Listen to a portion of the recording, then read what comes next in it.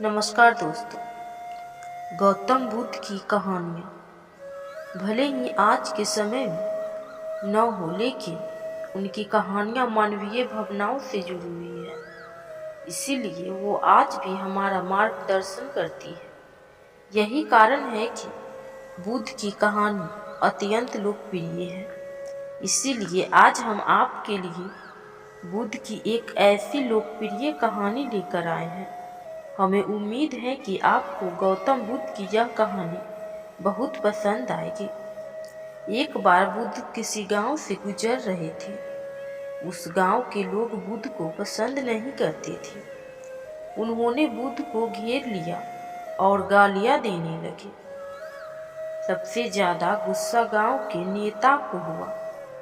उसने उल्टे बुद्ध को गाली देना शुरू कर दिया।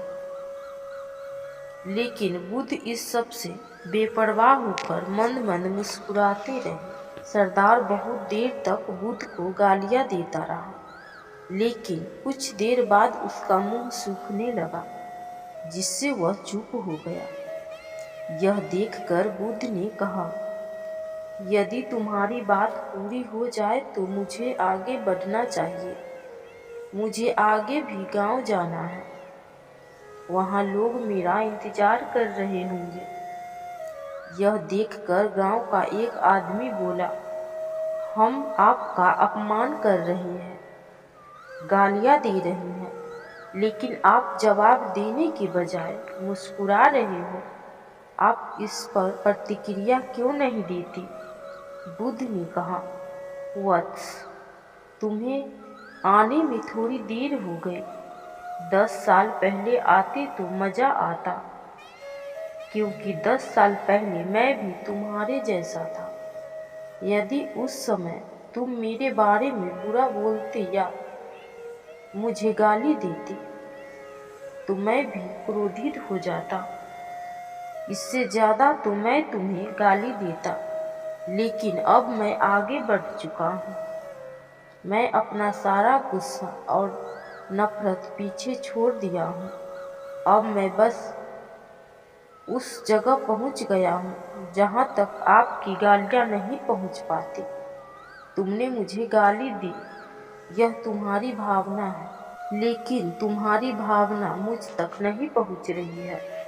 मुझ पर इसका आरोप तब लगेगा जब मैं इसमें भाग लूँगा। एक बार मैं उन्हें स्वीकार कर भी लूँ, लेकिन मैं अपनी इस हरकत से तटस्थ हूँ, इससे कोसों दूर हूँ। यही कारण है कि मैं अभी भी पहले की तरह शांत हूँ।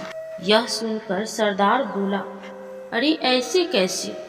मैंने तुम्हें गालियाँ दी है और पूरे गांव के सामने तुम्हें गाली दी है, फिर इसे लेने या न लेने का क्या मतलब? बुद्ध ने कहा, बस मैं कल एक गांव में गया था। वहाँ लोगों ने मेरा उपदेश सुना। वो बहुत खुश हुए। ग्राम के मुखिया मेरे लिए मिठाई लेकर आया और मुझे खाने का आग्रह करने लगे। मैंने कहा, मेरा पेट भर गया है, इसीलिए मैं इसे स्वीकार नहीं कर सकता। यह सुनकर वह व्यक्ति मिठाई वापस लेकर चला गया, क्योंकि जब तक मैं कुछ न लूं, कोई मुझे नहीं दे सकता। इसमें मेरी सहमति तो आवश्यक है। एक आदमी ने बुद्ध का समर्थन करते हुए कहा, हाँ, यही चीज है। तो बुद्ध ने फिर पूछा, जब मैंने मिठाइयाँ लेने से इनकार कर दिया तो उन्होंने इसका क्या किया होगा? हो सकता है उसने अपने परिवार के बीच मिठाइयाँ बांट दी हो। एक व्यक्ति ने उत्तर दिया, तुमने ठीक कहा। ठीक उसी मिठाई की तरह तुम मेरे लिए गालियाँ लेकर आए हो और चाहते हो कि मैं उन्हें स्वीकार कर लूं। लेकिन भाई, मैं उन्हें नहीं लेता। अब बताओ, तुम उनका क्या करोगे? इसका उस शख्स के पास कोई जवाब नहीं था। बुद्ध ने फिर कहा, मुझे तुम पर दया आती है वत्स। अरे मुझे तो गुस्सा तभी आएगा जब मुझे यह गालियाँ मिलेगी, और मैं जब गालियाँ नहीं खाता तो क्रोध का प्रश्न ही नहीं उठता। सरदार ने बुद्ध की बात पर कोई प्रतिक्रिया नहीं दी। शायद वह कुछ सोच रहा था। बुद्ध ने कहा, मैं अपनी आंखों से देखता हूँ कि गाली एक कांटा है जो देने वाले और लेने वाले दोनों को क्रोध से पागल कर देती है। तो फिर तुम ही बताओ, मैं आँख से भी कांटे पर कैसे चल सकता हूँ? आँख रहते हुए मैं गाली कैसे खा सकता हूँ? और होश में रहते हुए मैं क्रोध कैसे कर सकता हूँ?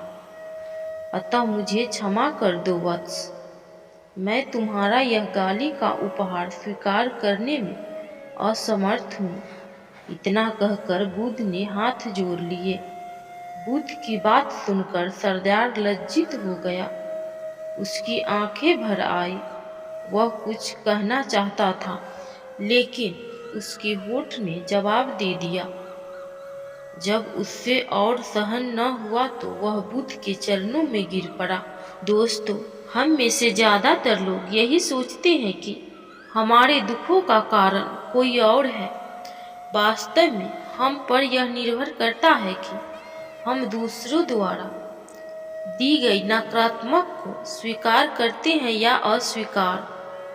यदि हम इस चीज को स्वीकार करते हैं तो हम अपने पैरों पर कुल्हाड़ी मारते हैं, और जब उसे अस्वीकार करते हैं तो क्रोध, हिंसा सभी से मुक्ति मिल जाती है। दोस्तों, आशा करते हैं कि आपको यह बुद्ध की कहानी बहुत पसंद आई होगी। आगे ऐसी ही कहानी के साथ फिर मिलेंगे। तब तक खुश रहे और खुशियाँ बांटते रहें। धन्यवाद।